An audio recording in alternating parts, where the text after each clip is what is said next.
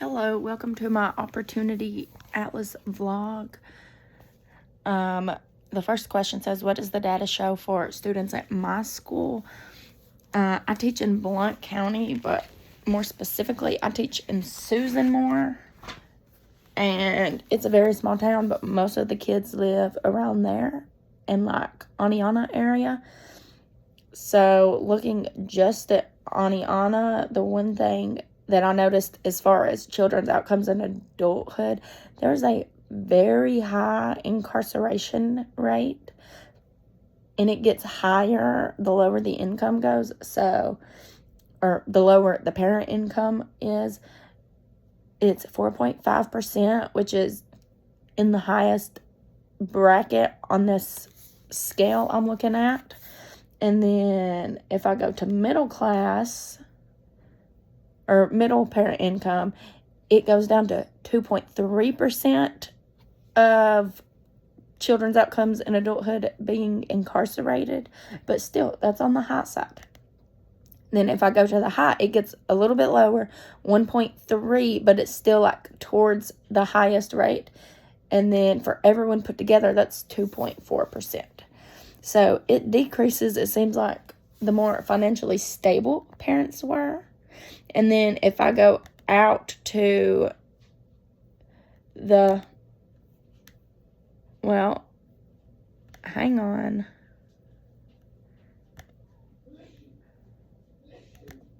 To the whole county,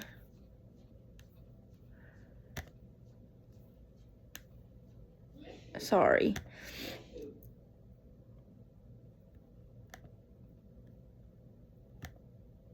But, okay, here we go. If I go back to the whole county, looking at just incarceration rates for low class in the whole county, it's only 2.1%, and that's at the median as far as the whole county goes, and that's for parents with lower income. And then middle class goes up to 1.2. And the 75th percentile for parent income, it's greater than 1% is what it says. And then for everyone put together, it's at 1.4%. So looking at the whole entire county, just compared to Aniana, the incarceration rate is super high just for that little slice. And then if I go look at where I'm from, I'm sure it's similar.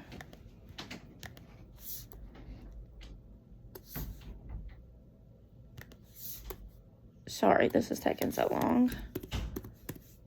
I should have probably written this down before, but I know I didn't want to just be reading off of a script, so look at it in real time. Okay, so Marshall County is where I'm from. My current school is Blount County.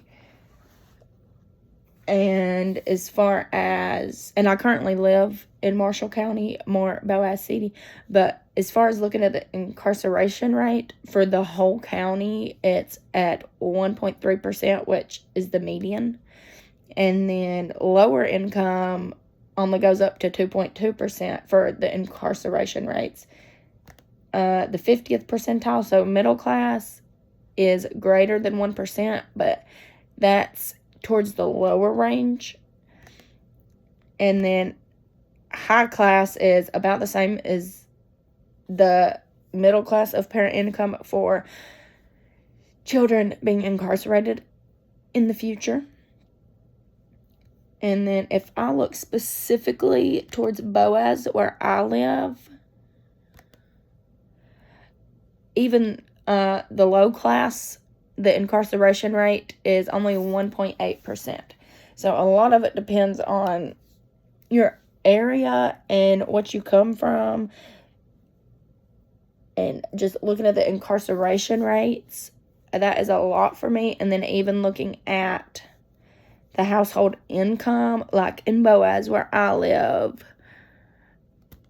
the outcomes in adulthood of household income for, if I just put it on all for everyone, based on their parent income, it's about $39,000 a year. And that's just in Boaz. But if I scope out to the whole county, I'm sure that, okay, no, it's the same for the whole county. And then the people with higher income, their average for the household income is about $52,000 a year, which I feel like is okay for Alabama, but still it's not fantastic, especially depending on how many kids are in the house and all of those things. But what really stood out to me the most in all of this would be the incarceration rates. Like, in the whole county of Marshall County, where I'm from, it's not so bad when you put everyone together. It's only 1.3%. But looking at Blount County, where I teach,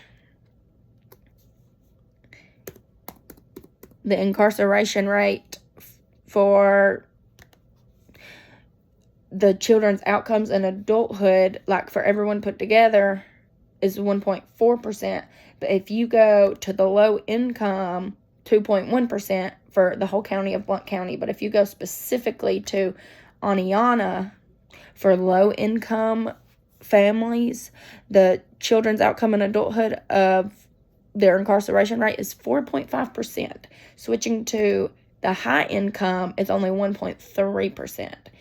And the middle is 2.3%. So it seems like the closer to poverty you are, essentially, the more likely you are to be arrested in adulthood.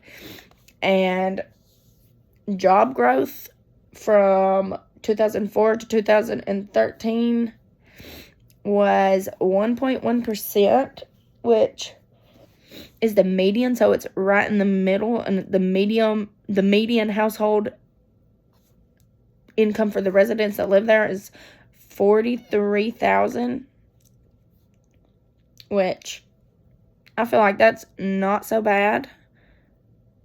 And then, especially looking from 1990, to me, that makes it kind of worse. The median household income from 1990 was $38,000, but you got to think things were not priced how they are today. So $38,000, and then today it's at $43,000. When minimum wage is $7.25 now, and it was also $7.25 in 1990.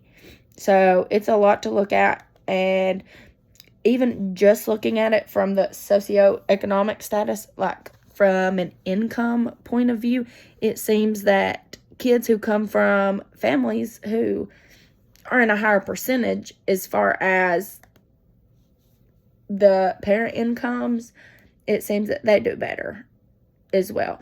There's less incarceration for those kids that came from higher class families where their parents had a higher income.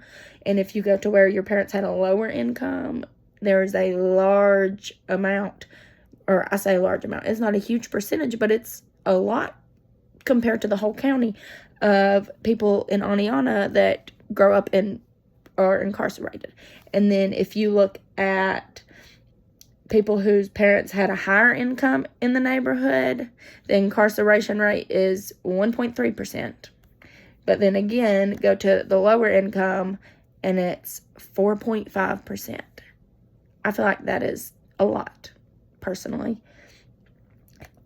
And then even if you just bump it down to middle class, more people are likely to be incarcerated in adulthood.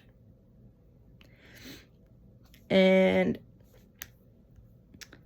there's not a lot of job growth, which I think is crazy. And that could mean, it is a very small town, so maybe lots of people get out and go somewhere else when they graduate. But who knows if they're not adding to those same types of statistics somewhere else. Because I feel like at the end of the day, there's two choices. But in elementary school, it's different. Like, you're either going to be opposite of the statistics and be successful in spite of it, or you're just going to be like, oh, well, this is how my parents were. You know, this is the hand I was dealt. I've just got to deal with it, essentially. And then there are some of those kids that probably start out with the attitude like, this is the hand I've been dealt. I have to deal with it, until you have one of those game-changing moments and they're like, you know what? I have potential. So the statistics are very alarming. Even like, for me, it's just looking at the incarceration rates based on your parent income, essentially. And you can just look right there. Like, people who came from families who were more well off are less likely to spend time in jail as adults. And I feel like that could be due to a number of things, but it just really puts it into perspective.